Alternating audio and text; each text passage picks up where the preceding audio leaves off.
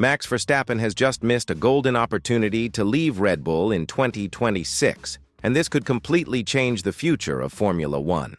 While many were expecting a dramatic departure from the four-time world champion, the results of the Belgian Grand Prix sealed the Dutchman's fate in a way that few could have imagined.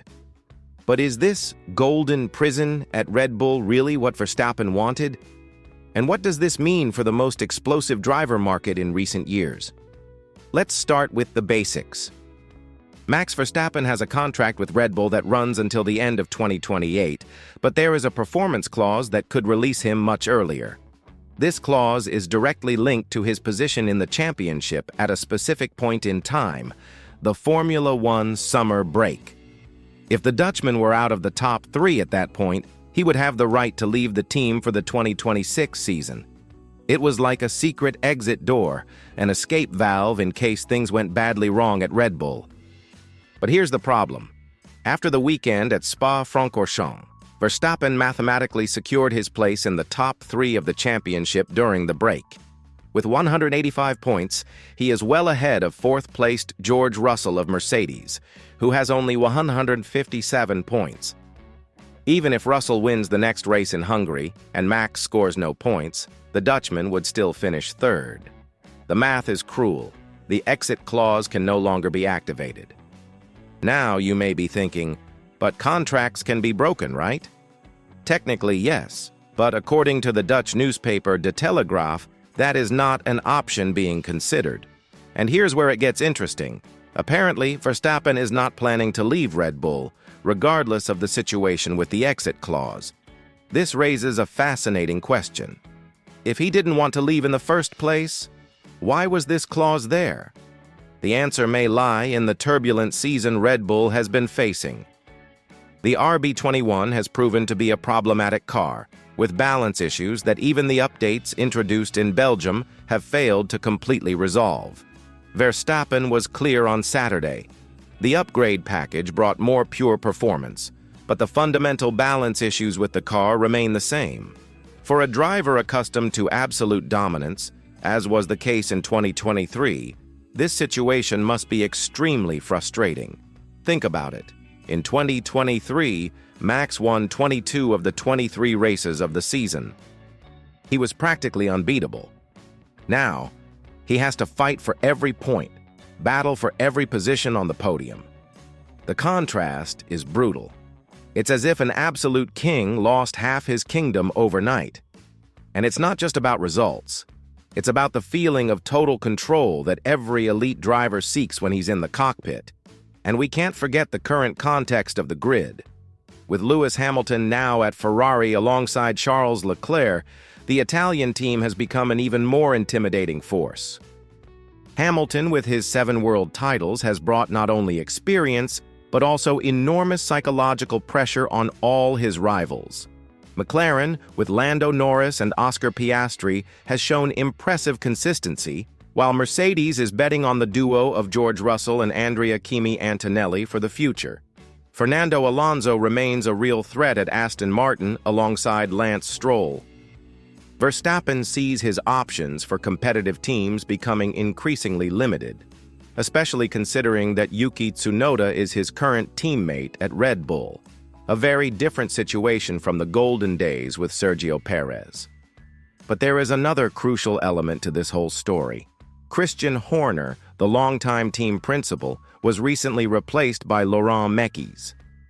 Verstappen revealed during the Belgian weekend that he is getting on very well with his new boss and hopes to strengthen that relationship in the coming months. He even mentioned that technical discussions with Mekies go a little deeper than before, taking advantage of the Frenchman's engineering background. Could this change in leadership have influenced Verstappen's decision to stay? It's very likely. Let's analyze the scenarios. For 2026, Formula One will have completely new regulations, and much will depend on Red Bull's own engine project in partnership with Ford. Changing teams at this point would be a huge risk for Verstappen. He would have no guarantee of immediate success elsewhere, and the environment at Red Bull has been largely shaped around him over the years. It's a valuable comfort zone, especially when you've already won 4 world titles.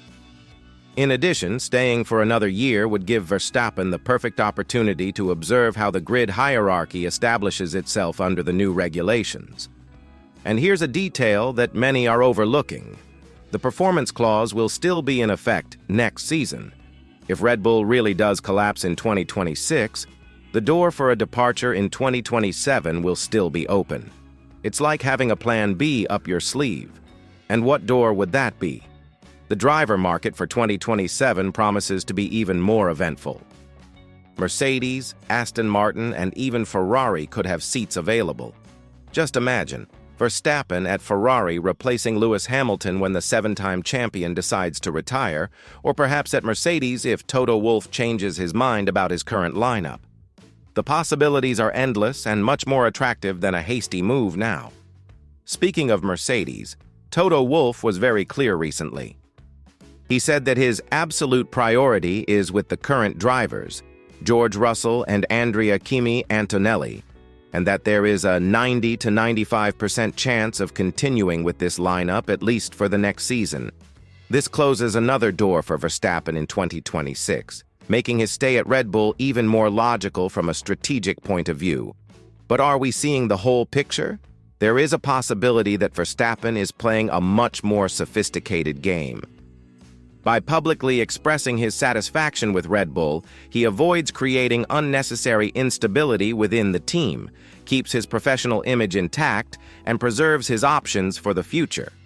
It's a smart strategy from someone who knows that timing is everything in sport, especially when you're competing against drivers of the caliber of Hamilton, Russell, Leclerc, and Norris. Let's also not forget that Red Bull is still a team with almost unlimited financial resources, a state-of-the-art infrastructure, and an established winning culture. Even with their current problems, they have proven time and time again that they can reinvent themselves and come back on top.